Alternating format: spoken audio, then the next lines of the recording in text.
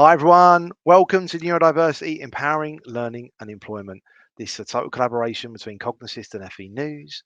This is FE Reel 6, and this week we're going to be evidencing learner support and what's required. I'm Gavin O'Mara from FE News. I'm joined by Dr. Louise Kowalski. Lou, I wonder if you could help us with this. What counts as valid evidence for learner support? Yeah, great question. So, of course, when we talk about learning support funding, evidence is a two-step process.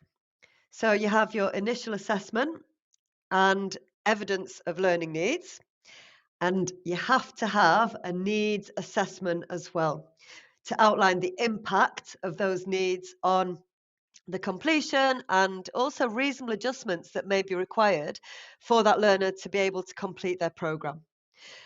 We've got a great case study actually on our website from one of our client partners, Skern, where the key to their success was showing a supportive journey throughout. So monthly evidencing of reasonable adjustments is really important as well. This is also evidence, and it needs to be implemented for all learners who require and are receiving support. So I suppose what I'm saying is consistency and confidence in your processes are what are critical to robust evidencing. Cognassist actually aims to provide critical information as part of that process.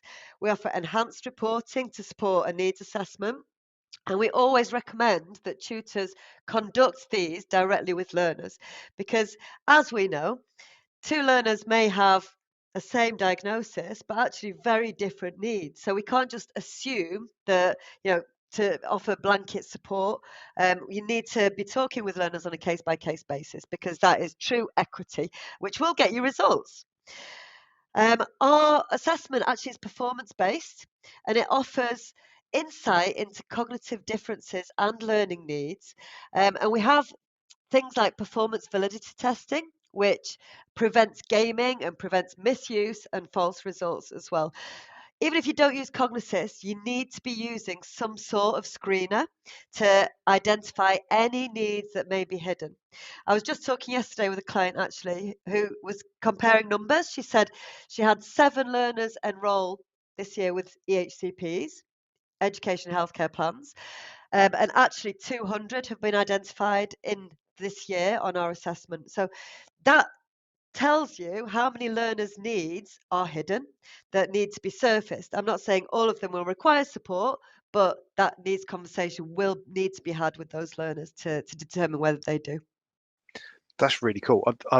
If we was to think of this from an employer perspective on employment, because Mm, last week's reel was around looking at the law and Equalities Act. Week before, we were looking at how do we be inclusive and the benefits of diverse teams. How can we evidence learner support, or how can we evidence, as an employer perspective, supporting your staff, particularly if you're maybe thinking of access to work requirements? What sort of things would you sort of take from education world that you could then maybe deliver in for employers? absolutely. Well, that conversation, the needs assessment conversation applies to the workplace as well.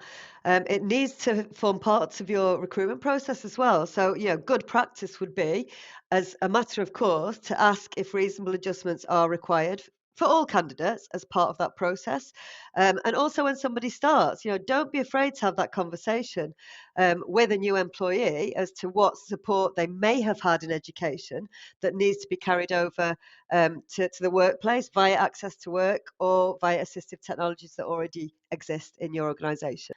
Yeah, no, that's cool. Thank you so much, Lou. So, thank you for joining us this week for Reel 6. Next week is Reel 7, Cognition and Neurodiversity and the Impacts in Education. So, thanks for joining this week. We will see you next week.